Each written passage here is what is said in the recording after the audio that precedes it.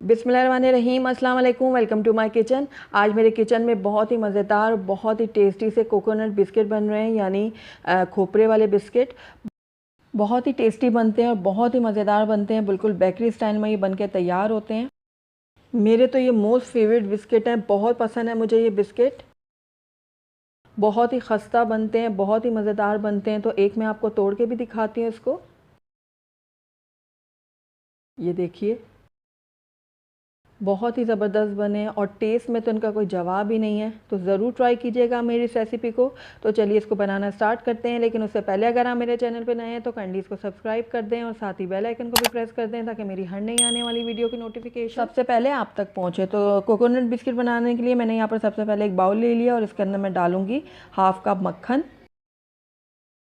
तो ये देखिए, मैंने हाफ़ कप मक्खन लिया। आप चाहें तो घी का भी इस्तेमाल कर सकते हैं। तो ये सारा मक्खन मैंने इसमें शामिल कर दिया है।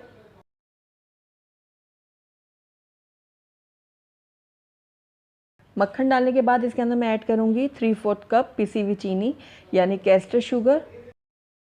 तो ये सारी चीनी मैंने इसमें ऐड कर दी है।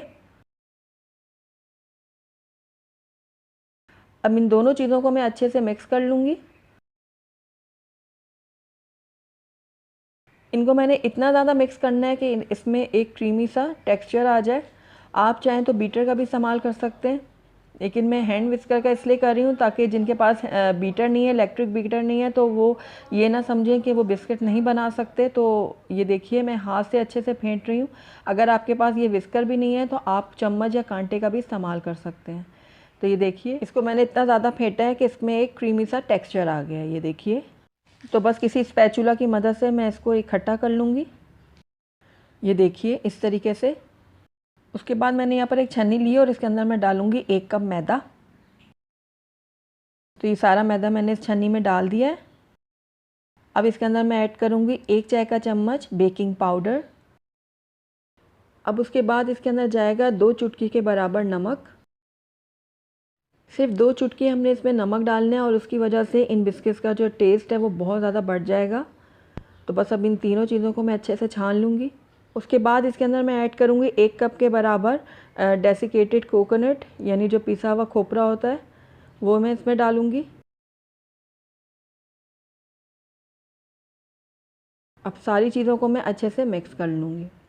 बहुत आराम से हमने इसको मिक्स करना है। आपने बीटर का इस्तेमाल बिल्कुल भी नहीं करना। हाथ की मदद से इसको आप मिक्स करेंगे।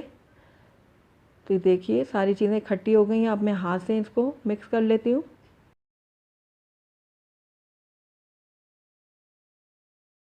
तो सारी चीज़ों को मैंने अच्छे से मिक्स कर लिया और सारी चीज़ें इकट्ठी हो गई हैं। ये देखिए, एक सॉफ्ट सा ये डो तैयार हो जाएगा।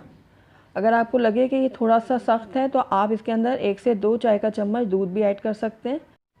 तो बस मैंने यहाँ पर हाफ़ टी स्पून के बराबर दूध डाला है और उसको इस तरीके से मिक्स कर लूँगी। अगर आपको ज़्यादा की ज़रूरत है तो आप 1 से 2 टीस्पून भी डाल सकते हैं। तो ये देखिए, अच्छे से ये डो तैयार हो गया है। ये देखिए, इस तरीके से होना चाहिए इसको। तो आइए अब इसके हम बिस्किट तैयार करते हैं। तो सबसे पहले मैंने यहाँ पर एक ट्रे ले ली है। इसको मैं ऑयल से अच्छे से ग्रीस कर लूँगी। आप चाहें तो बटर या फिर घी से भी इसको ग्रीस कर सकते हैं। तो इसको अब एक तरफ रखती हूँ मैं।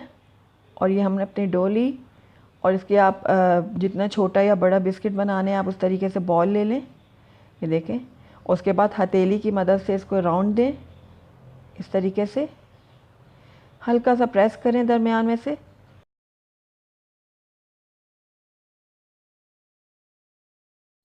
तो बिस्किट हमारा बिल्कुल रेडी है। अब यहाँ पर मैंने लिया है पिसा हुआ नारियल और उसके अंदर मैं इसको रोल कर लूँगी इस तरीके से। ऊपर वाले पोर्शन में हमने सिर्फ लगाना है ये, और किनारों में।